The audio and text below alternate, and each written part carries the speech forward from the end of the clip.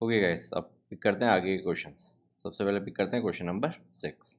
To cross roads each of width 10 metre cut at right angle through the centre of rectangular park of length 700 and breadth 300 and parallel to its sides. Find the area of roads. Also find the area of the park excluding the crossroads. Give the answer in hectares. तो देखिए, एक park given है आपको, ABCD मेरा park है, red colour से जो मैंने बना रखा है। उस पार्क के अंदर मैंने दो क्रॉस रोड्स बनाई हुई है, एक है EFGH और एक है PQRS। आप फिगर में देख सकते हैं क्रॉस रोड्स हैं। पार्क के मुझे डायमेंशंस गिवन है, लेंथ उसकी है 700, यानी AB जो है वो 700 है। ब्रेड्थ इसकी कितनी है 300, तो AD जो है वो मेरा 300 है। अब जो रोड है उसकी जो विड्थ है वो 10 मीटर है, यानी कह सकते हैं कि EF जो है वो 10 है और PS जो है वो भी 10 है, क्योंकि दोनों रोड की विड्थ सेम है।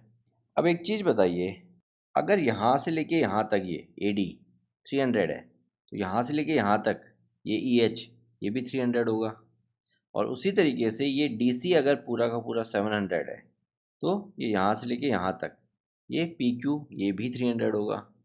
यानी अंदर वाले रेक्टेंगल की मैंने लेंथ निकाली है इस तरह से। अंदर वाले रेक्टेंगल कौन से, जो रोड बना रहे हैं। तो EH कितना हो गया इससे, EH हो गया 300 और PQ कितना हो गया इससे, PQ हो गया 700। अब मुझे सबसे पहले क्या करना है, रोड्स का एरिया निकालना है। तो देखिए EFGH ये एक रोड है, PQRS ये एक रोड है। तो सबसे पहले EFGH का एरिया निकालता था। तो EFGH का जो एरिया होगा वो होगा EF इंटू EH। EF और EH दोनों की वैल्यू मुझे मालूम है, EF की वैल्यू है 10 और EH की वैल्यू है 300। तो एरिया कितना हो गया 3000 मीटर स्क्वायर। अब दूसरी रोड का एरिया निकाल देता हूँ PQRS का। तो PQRS का एरिया कितना होगा, PQRS का एरिया होगा PS इंटू PQ। PS मेरा 10 है, PQ मेरा 700 है, तो एरिया हो जाएगा मेरा 7000 मीटर स्क्वायर। तो दोनों रोड का एरिया निकल गया। बट एक इशू है, ठीक है, ये सेम टाइप का क्वेश्चन अपन ने एग्जाम्पल में भी डिस्कस किया हुआ है, लास्ट एग्जाम्पल इस एक्सरसाइज का, तो वहाँ पे भी डिटेल में डिस्कस किया हुआ है, तो एक बार वो वाला आप गो थ्रू कर सकते हैं डिटेल में, ठीक है। अब देखिए मैं यहाँ पे वापस बता देता हूँ। लेट सपोज ये मैंने PQRS का एरिया निकाला, तो इसके अंदर KLMN का एरिया इंक्लूड कर चुका हूँ मैं। अब मैंने EFGH का एरिया निकाला, जब मैंने EFGH का एरिया निकाला तो ये KLMN वाला जो एरिया था, ये जो स्क्वायर शेप बीच में बन रही है, इसका एरिया दोबारा काउंट हो गया। यानी बाकी सारा पोर्शन तो ठीक है, सिंगल टाइम आपने काउंट किया, बट ये बीच वाला जो स्क्वायर शेप वाला पोर्शन है, ये वाला, ये डबल काउंट हो रहा है। जब मैंने ग्रीन वाली रोड को काउंट किया तब भी ये वाला एरिया काउंट किया, जब ब्लू वाली रोड को काउंट किया तब भी ये वाला एरिया काउंट किया। तो एरिया क्योंकि डबल काउंट हो रखा है, दो बार काउंट हो रखा है, तो एक बार सब्ट्रैक्ट कर देता हूँ। तो देखिए विड्थ 10 है, यहाँ से लेके यहाँ तक ये 10 है, तो ये भी 10 होगा। यहाँ पे भी विड्थ 10 है, तो ये भी 10 होगा। तो ये KLMN क्या है, एक स्क्वायर है, इसके डायमेंशंस क्या है 10। तो KLMN का एरिया क्या होगा, KLMN का एरिया होगा KL स्क्वायर, किसी भी एक साइड का स्क्वायर। साइड है मेरी 10, यानी 10 का स्क्वायर, यानी एरिया हो गया 100 मीटर स्क्वायर। अब मुझे क्या करना है, रोड का एरिया निकालना है।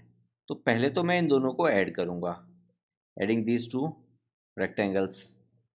तो EFGH एंड PQRS को ऐड किया तो मुझे मिला 7000 प्लस 3000, तो मुझे ये क्या देगा, ये देगा मुझे 10000, ठीक है, 10000 मीटर स्क्वायर। अब इन दोनों को ऐड करते वक्त KLMN का एरिया मैंने डबल काउंट कर लिया था, तो वो वाला एरिया इसमें से सब्ट्रैक्ट कर देता हूँ, यानी 10000 माइनस 100 कर देता हूँ, तो ये हो जाएगा 9900 मीटर स्क्वायर। तो ये है मेरा रोड का एरिया। अब क्वेश्चन में मुझे ये बोला है कि सारे एरिया मुझे हेक्टेयर में देने हैं। तो कन्वर्जन यूनिट अगेन अपन ने एग्जांपल में डिस्कस की थी, मैं यहाँ पे डायरेक्टली आपको बता देता हूँ। अगर मुझे मीटर से हेक्टेयर में कन्वर्ट करना है तो 1 मीटर स्क्वायर होता है 1/10,000 हेक्टेयर। यानी अगर मीटर स्क्वायर से हेक्टेयर में जाना है तो 10,000 से डिवाइड करूँगा, और अगर हेक्टेयर से मीटर स्क्वायर में जाना है तो 10,000 से मल्टीप्लाई करूँगा। तो इसको जब मैं हेक्टेयर में कन्वर्ट करूँगा तो देखिए 10,000 से डिवाइड कर दीजिए, तो यहाँ पे डेसिमल को अगर मानते हैं आप इस तरह से, तो 1 2 3 4 इस तरह से शिफ्ट होगा, यानी 0.99 हेक्टेयर। तो ये तो एरिया हो गया मेरी रोड्स का। अब मुझे एरिया पार्क का भी पूछा है, एक्सक्लूडिंग द क्रॉस रोड्स, यानी रोड्स का एरिया हटा के पार्क का कितना एरिया मेरे पास अवेलेबल है। तो ये वाला पोर्शन नोट कर लीजिए एक बार। अब देखिए, अगर मुझे पार्क का एरिया निकालना है एक्सक्लूडिंग द रोड्स, तो मुझे क्या करना पड़ेगा, ए बी सी डी का एरिया निकालना पड़ेगा। और ए बी सी डी एक रेक्टेंगल है जिसकी लेंथ एंड ब्रेड्थ क्या है, 700 एंड 300। तो लेंथ इंटू ब्रेड्थ यानी 700 इंटू 300 करूँगा, तो ये मुझे देगा 21 एंड 4 ज़ीरोस, यानी 2,10,000। ये मेरे कंप्लीट पार्क का एरिया है। बट पार्क का एरिया मुझे कैसे निकालना है, एक्सक्लूडिंग रोड एरिया।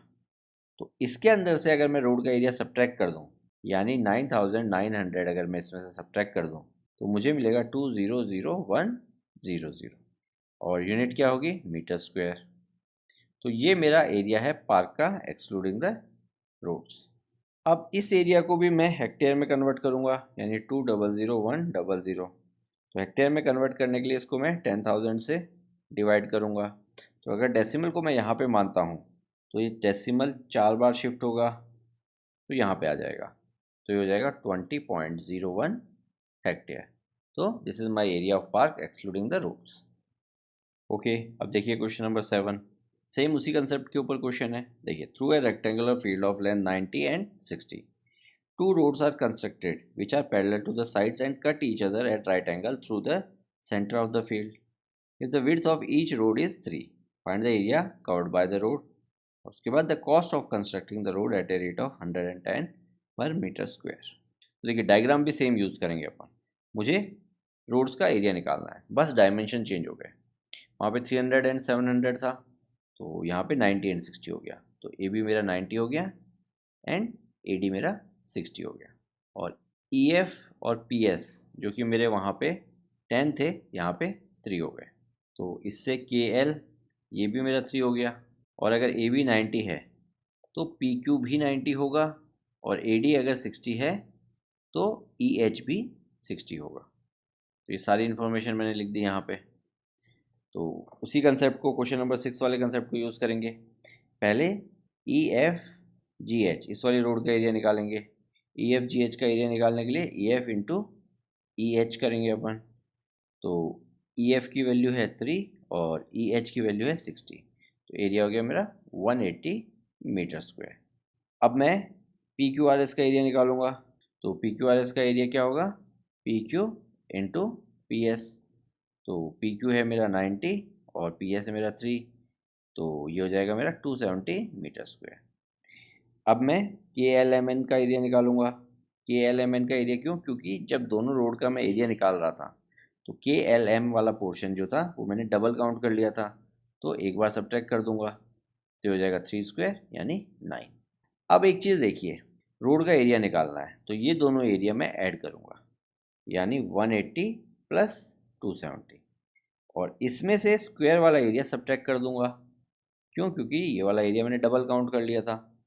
तो ये हो जाएगा 450 माइनस 9, यानी 441 मीटर स्क्वायर। ये है मेरे रोड का एरिया। तो ये फर्स्ट वाले पार्ट का आंसर हो गया। अब सेकंड वाले पार्ट के लिए देखिए, the cost of constructing the road at a rate of 110 per metre square, यानी 1 मीटर स्क्वायर का इतना रुपीज़ लगता है। तो 441 मीटर स्क्वायर का कितना लगेगा, इसको 110 से मल्टीप्लाई कर दीजिए, तो आपको मिलेगा 48,510 रुपीज़। तो ये मेरी टोटल कंस्ट्रक्शन कॉस्ट आएगी रोड की। क्लियर है। तो इसी के साथ क्वेश्चन नंबर 7 भी कंप्लीट। एग्जैक्टली क्वेश्चन नंबर 6 जैसा ही था, और क्वेश्चन नंबर 6 एग्जैक्टली एग्जाम्पल जो लास्ट वाला एग्जाम्पल था उसके जैसा था। ओके, क्वेश्चन नंबर 8 देखिए। Pragya wrapped a cord around a circular pipe of radius 4 centimetre at joining figure. तो देखिए यहाँ पे आप फिगर देख सकते हैं, एक सर्कुलर पाइप था, उसके चारों तरफ उसने कॉर्ड यानी रस्सी लगाई। Then she wrapped it around a square box of side 4 centimetre. तो उसके बाद वही रस्सी उसने स्क्वायर बॉक्स के चारों तरफ लगाई। तो आगे अब बोल रहे हैं, did she have any cord left. तो जब उसने स्क्वायर के चारों तरफ लगाई तो क्या कुछ कॉर्ड या कुछ रस्सी बची उसमें से।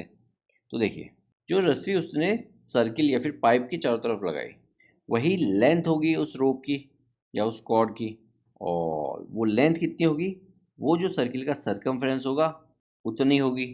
तो अगर मुझे उस कॉर्ड की लेंथ निकालनी है तो मुझे क्या निकालना पड़ेगा, मुझे उस सर्किल का सरकमफ्रेंस निकालना पड़ेगा। ठीक है, तो आप लिखेंगे length of the cord will be equal to circumference of circular pipe.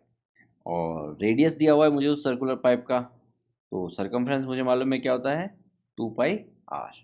तो देखिए 2 की जगह तो 2, पाई की जगह 3.14 रख देते हैं और रेडियस की जगह 4 आ जाएगा।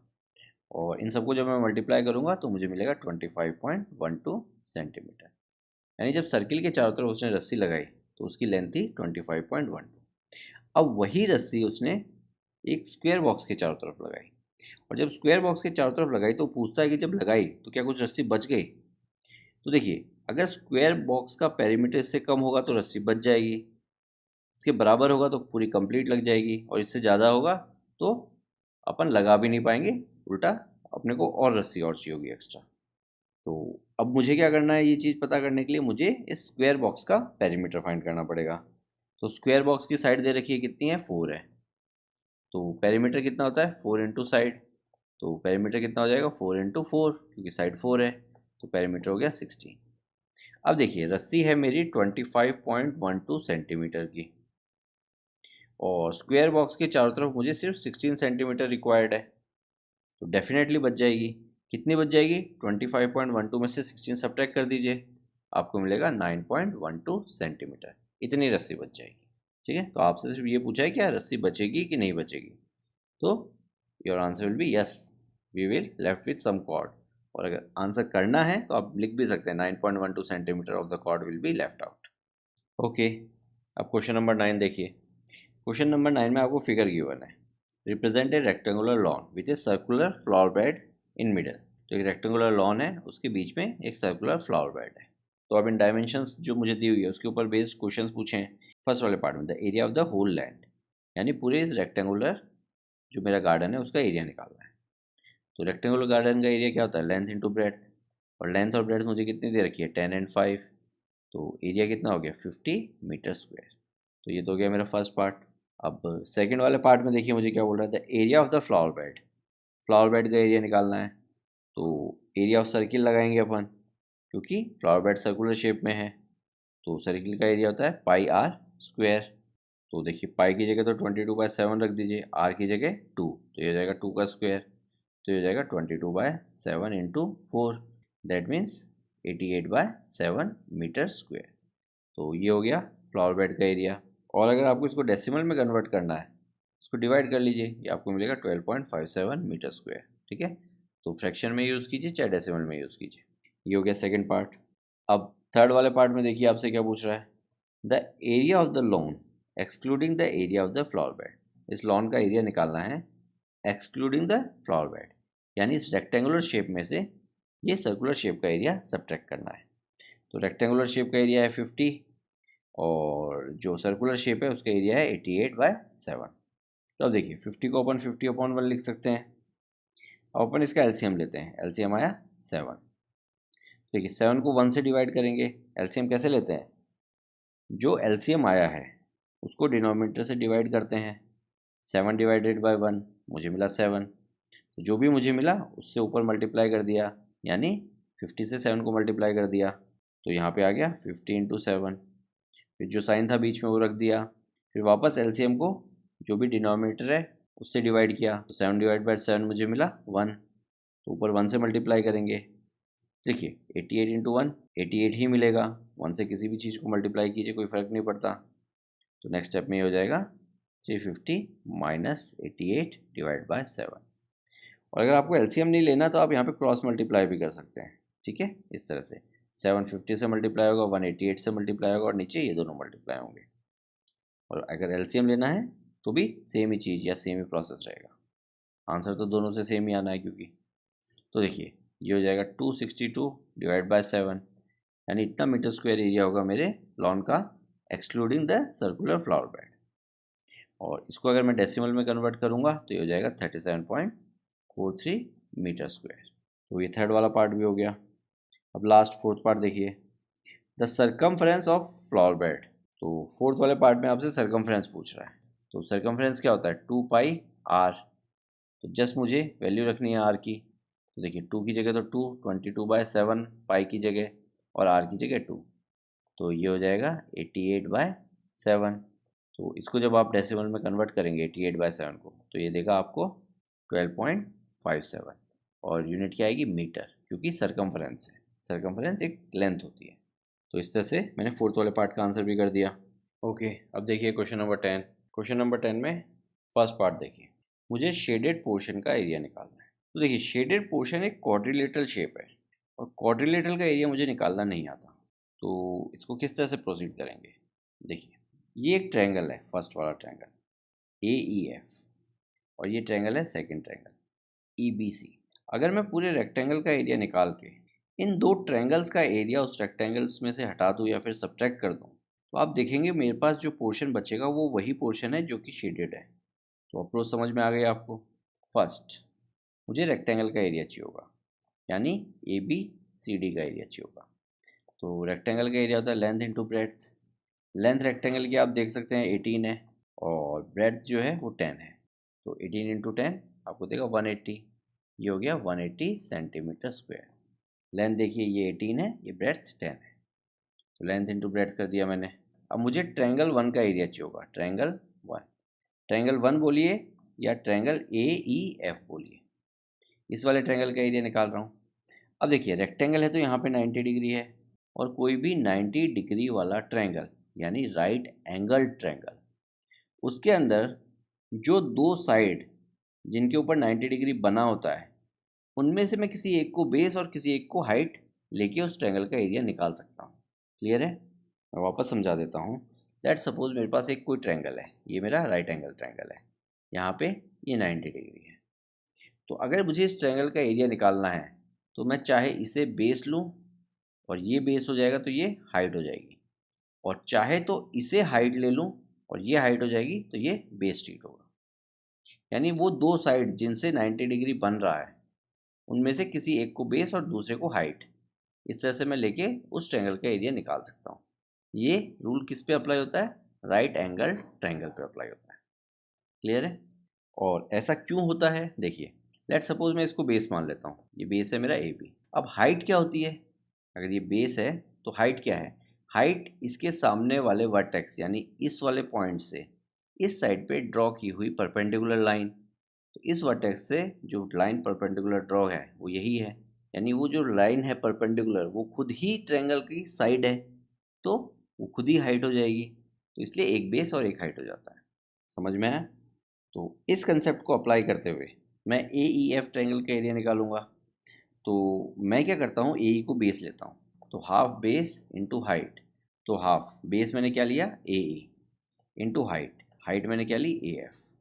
अब AE की वैल्यू मेरे पास कितनी है, 10, तो 1/2 इंटू 10, और AF की वैल्यू है 6। तो देखिए इस 2 से इधर काटिए तो ये हो जाएगा 3, 3 इंटू 10 आपको देगा 30। तो ट्रायंगल 1 का एरिया मैंने निकाला 30 सेंटीमीटर स्क्वायर। अब तीसरा वाला काम करना है, सेकंड वाले ट्रायंगल का एरिया निकालना है, यानी ट्रायंगल EBC का एरिया निकालना है। तो देखिए हाफ बेस इंटू हाइट होता है, तो हाफ बेस में क्या लेता हूँ, BE को बेस ले लेता हूँ, और BC को हाइट ले लेता हूँ।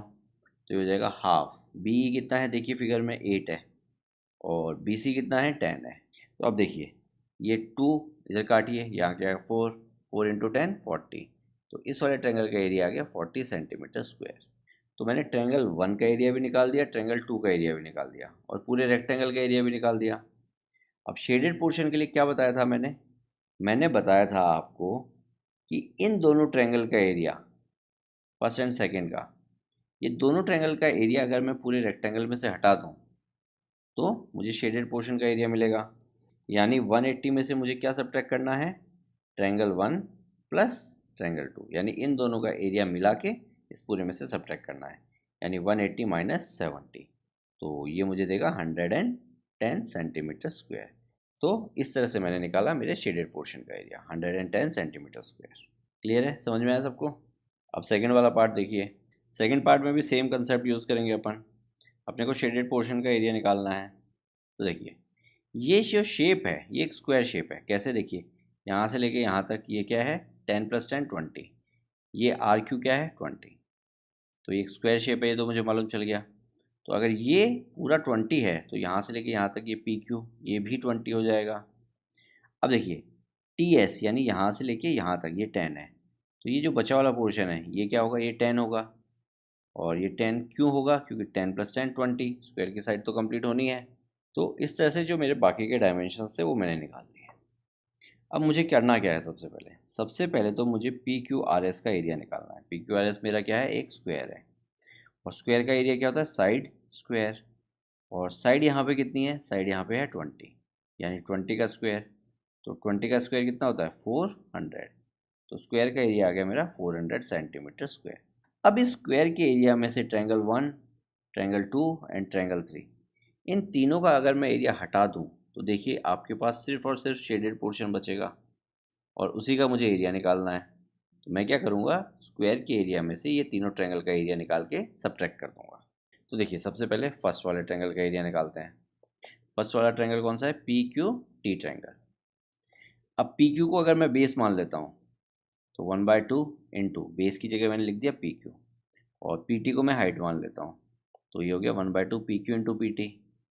अब देखिए पी क्यू की जगह क्या रखेंगे 20, और पी टी की जगह रखेंगे 10, तो ये हो जाएगा 200 डिवाइडेड बाई 2, यानी 100 सेंटीमीटर स्क्वायर, फर्स्ट वाले ट्रायंगल का एरिया। अब सेकंड वाले ट्रायंगल का एरिया निकालते हैं। सेकंड वाला ट्रायंगल क्या है, टी एस यू ट्रायंगल। अब इसमें 1/2 बेस मान लीजिए किसी को, टी एस को बेस मान लेते हैं, तो एस यू मेरी हाइट हो जाएगी। तो देखिए 1/2 इंटू टी एस कितना है मेरा 10 है, और एस यू वो भी मेरा 10 है, तो ये हो गया 100/2, यानी 50 सेंटीमीटर स्क्वायर। अब बचा तीसरा वाला ट्रायंगल। तीसरा वाला ट्रायंगल कौन सा है, ट्रायंगल आर क्यू यू।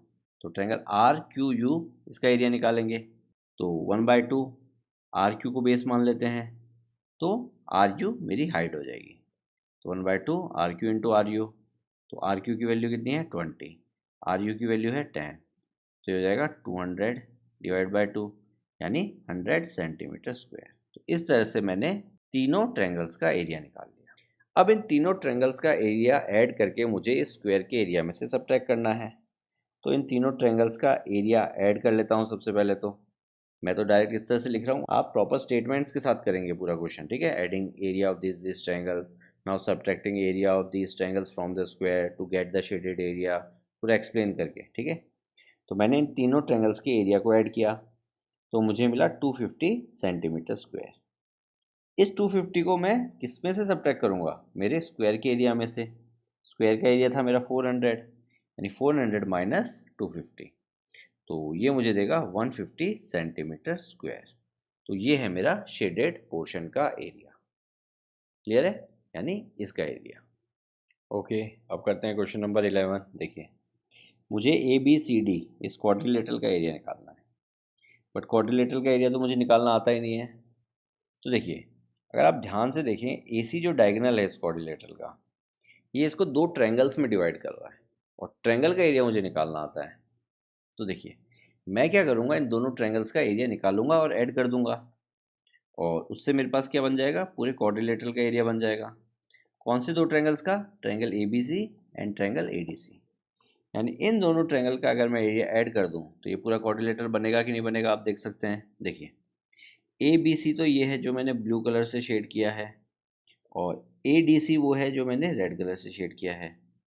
अब आप देखिए ब्लू और रेड दोनों मिला के ये पूरा क्वाड्रिलेटरल ही तो बना रहे हैं, यानी इन दोनों को अगर मैं ऐड कर दूं एरिया निकाल के, तो मेरे पास क्वाड्रिलेटरल का एरिया आ जाएगा। तो अब देखिए सबसे पहले ट्रायंगल ए बी सी का एरिया निकालते हैं। एरिया होता है हाफ बेस इंटू हाइट। तो यहाँ पे देखिए अगर मैं ए सी को बेस लेता हूँ तो इसकी हाइट क्या होगी, इसकी हाइट होगी बी एम। कैसे, किसी बेस पे हाइट कैसे देखते हैं, उस बेस के सामने वाला वर्टेक्स देखते हैं, उस वर्टेक्स से उस बेस पे परपेंडिकुलर लाइन जो होती है वही हाइट होती है। तो देखिए इस वर्टेक्स से इस बेस पे परपेंडिकुलर लाइन बी एम है, यानी यही हाइट है मेरी। तो अब देखिए 1/2 बेस की मुझे वैल्यू गिवन है, ए सी की वैल्यू है 22, तो बेस मेरा ए सी है और बी एम मेरी हाइट है। तो 1/2 ए सी की जगह मैंने रख दिया 22, और बी एम की वैल्यू भी मुझे गिवन है, देखिए यहाँ पे 3 है, तो अब इसको जस्ट सॉल्व कर लिया। तो देखिए 2 से इधर काटिए, इधर आया 11, 11 इंटू 3 33, तो ये हो गया 33 सेंटीमीटर स्क्वायर। ये तो इस वाले ट्रायंगल का एरिया हो गया। अब एडीसी का एरिया निकालते हैं। एडीसी में भी देखिए वही करेंगे, बेस क्या लेंगे, एसी को लेंगे। इस बेस के सामने वर्टेक्स ये है और इस वर्टेक्स से इस बेस पे ये परपेंडिकुलर लाइन है, यानी डी एन मेरी हाइट होगी अगर मेरा एसी बेस है तो हाफ बेस, बेस की जगह मैंने क्या रख दिया एसी, इंटू हाइट, हाइट की जगह रख दिया मैंने डी एन। अब देखिए जो जो वैल्यू मालूम है, एसी की वैल्यू मुझे मालूम है, गिवन है कितनी है 22, तो एसी की जगह 22 रख दिया। और डी एन की वैल्यू भी मुझे गिवन है, देखिए 3 है, तो इंटू 3। तो इसको सॉल्व किया, देखिए 2 से इधर काटा, वापस 11, 11 इंटू 3 33, यानी दोनों ट्रायंगल्स का एरिया 33 सेंटीमीटर स्क्वायर। अब मुझे पूरे क्वाड्रिलेटरल का अगर एरिया निकालना है तो दोनों ट्रायंगल का एरिया ऐड करना पड़ेगा।